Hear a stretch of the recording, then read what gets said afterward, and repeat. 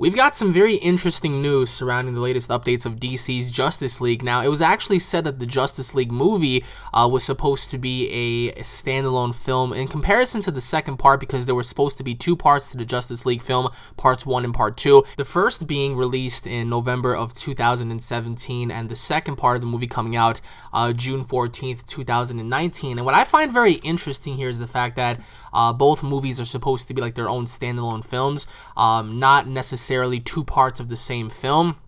Now, what I find very interesting about this is where they're going to play along the lines of including Darkseid in the matter, because incorporating the Justice League movie requires having a barrage of superheroes similar to Marvel. We do have an understanding that the Wonder Woman film will be coming out in 2017 as well, followed by the Justice League movie in November. Now, that's kind of weird to me, because we do have, just one other, well, aside from Suicide Squad, we have one other DC movie slated for next year until the Justice League movie drops. And then after that, we're going to be getting The Flash, Aquaman, an untitled DC film, followed by Shazam, and then the Justice League Part 2. And then even after that, we're going to have a Cyborg movie, The Green Lantern Corps, and an untitled DC film in 2019 as well. So I'm pretty sure that after the Green Lantern Corps movie in July of 2020, they might move on forward and create more DC films that have to slate with the Justice League. But then again, you have to ask yourself, are they actually planning on keeping Darkseid as the be-all end-all enemy, or are they going to include him later on, essentially, as they gradually build the Justice League? So for me personally, I think that including two parts to a movie that have no correlation to one another isn't necessarily bad. Some people are saying, well, they're just trying to be just like Marvel and stuff.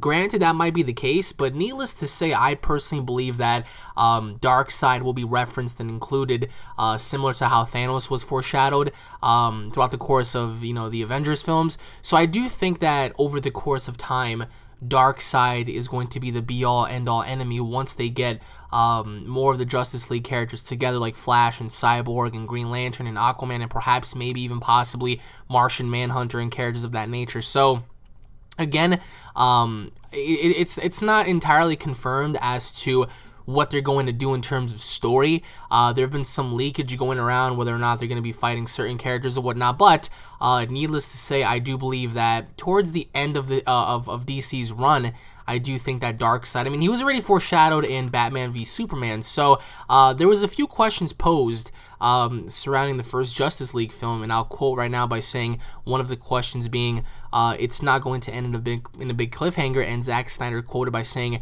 hopefully there's some reason not to. The movie doesn't end and you go, okay, well, that's just the DC universe. We're planning on doing much more than that. So that just leaves me to believe that the Justice League films might possibly end at a cliffhanger, setting up for the next film.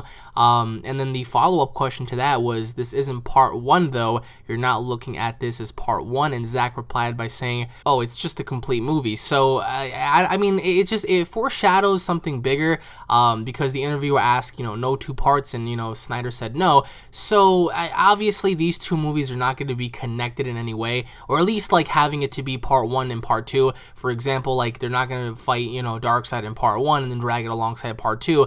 They're going to be two entirely different films. So for those of you out there that have been wondering, well, is this going to be the same film just broken up into parts?